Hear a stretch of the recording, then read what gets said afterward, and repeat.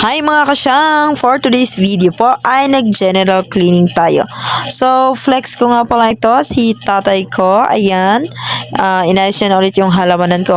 Alam niyo mga kasyang, marami kaming mga bagay na hindi na pagkakasunduan dahil suplado siya minsan, suplada rin ako. Ganun talaga.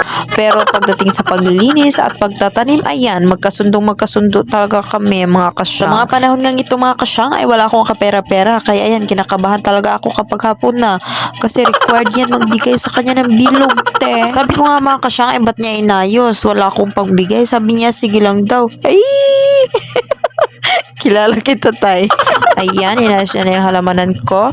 So, happy-happy na naman ang person. Ayan, yung mga basura po ay niligpit namin, nilagay sa sako.